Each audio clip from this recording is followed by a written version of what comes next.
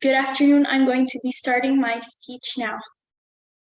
As young as we are right now, the current climate may be the coldest we could experience in the next 20 years. The melting of the glaciers and permafrost poses a public health risk to the global population.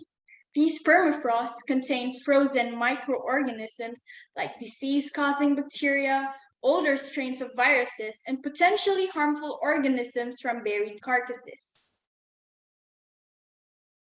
The Intergovernmental Panel on Climate Change 2019 report on oceans and the cryosphere states that in 2100, 15% of the permafrost in the northern hemisphere is set to thaw and will continue to do so if we do not take immediate actions at present.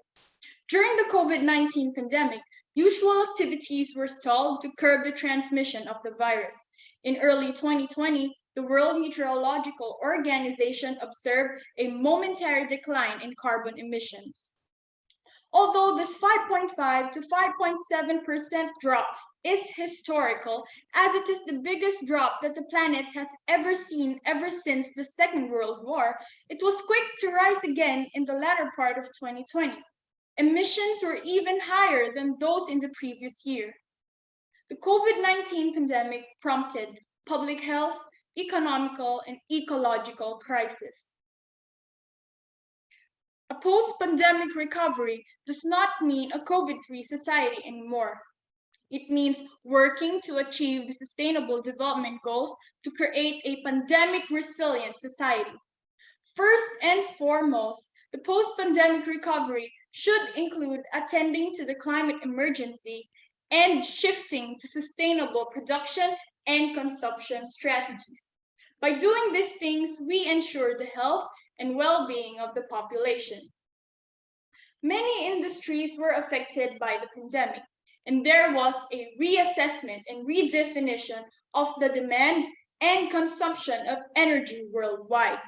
The International Energy Agency has urged governments to prioritize clean energy policies in their list of economic recovery plans. Just recently, China has pledged to halt the construction and financing of coal power plants abroad. This is a huge step for a country with one of the highest carbon emissions in the world. China also vowed to reach carbon neutrality by the year 2060 and partake in the achievements of the 2030 Sustainable Development Goals. Most countries with developed economies, like the USA, should commit to neutralizing their carbon emissions. Developed economies should shift their energy sources from fossil, gas, and oil to renewables like wind and solar power. They should also impose tighter regulations on carbon-intensive industries and activities. A low-carbon economy could cut about 25% of the expected emissions by the year 2030. In a low-carbon economy, we should shift to sustainable production and consumption strategies. This would include harnessing the untapped potential of massive renewable energy sources in developing nations and a higher investment in sustainable energy, waste disposal management, and human resources development is required to ensure that these production capacities are sustainable and policies and regulations are carefully crafted and implemented. In this post-pandemic recovery, furthermore, I should say, by doing these things, we prioritize the health and well-being of the citizens. In this post-pandemic recovery period, we must center the climate in our economic policies, strive for self-sufficiency and pandemic resiliency as sovereign nations. Right now, we ought to demand more concrete and urgent climate actions from our governments.